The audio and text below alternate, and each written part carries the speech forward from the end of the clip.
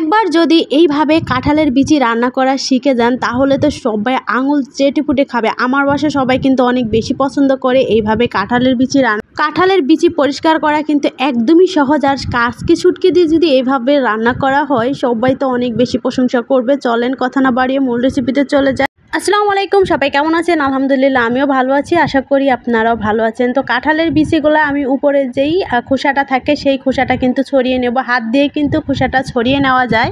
আপনারা কিন্তু দেখতে পাচ্ছেন আমি কিন্তু খুব সহজে খোসাগুলো হাত দিয়ে ছড়িয়ে ফেললাম। এরপরে আমি 10 মিনিট নর্মাল পানি দিয়ে ভিজিয়ে রাখবো। আশা করি ভিডিও ভালো লাগবে, ভালো লাগলে কিন্তু শেয়ার করে দিবেন, আর কে কোথা থেকে দেখছেন অবশ্যই জানাবেন। এই শুটকিটা মূলত কাচকি শুটকি বলে, আমি নাম জানি না, আপনারা যদি নাম জেনে থাকেন অবশ্যই কমেন্ট বক্সে জানাবেন। আমি এইখানে হালকা কুসুম গরম পানি দিয়ে শুটকিগুলাকে 10 মিনিটের জন্য ভিজিয়ে রেখেছি, যে শুটকির যেটা বাজে স্মেল আর যদি ময়লা থেকে থাকে তাহলে পরিষ্কার হয়ে যাবে।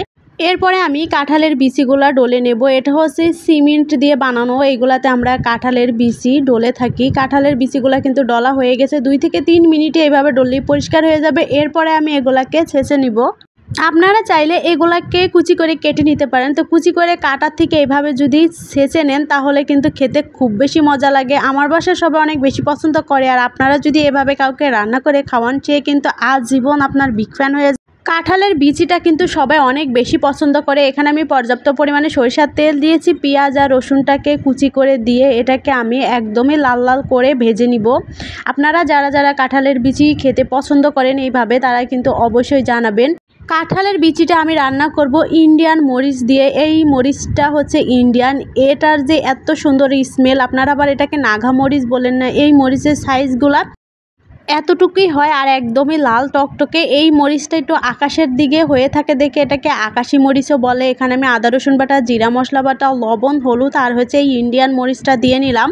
বাড়িতে যদি এরকম একটা মরিচ গাছ থাকে তাহলে কিন্তু আপনার সারা বছর মরিচ কিনতে হয় না। আমাদের বাসায় এরকম একটা মরিচ গাছ আছে। আপনারা যদি এই গাছের ভিডিও দেখতে চান অবশ্যই কমেন্ট বক্সে জানাবেন, আমি দেখানোর চেষ্টা করব। মরিচগুলা দিয়ে তারপর আমি কাচকি শুটকি দিয়ে নিলাম। অল্প একটু পানি দিয়ে এগুলাকে কষিয়ে নেব। কাচকি শুটকি খেতে অনেক বেশি ভালো লাগে, আর কাঁঠালের বিচির সাথে শুটকির একটা প্রেম আছে, এজন্য এটা খেতে এত বেশি মজা লাগে। এরপর আমি কাঁঠালের বিচিগুলা দিয়ে নিলাম।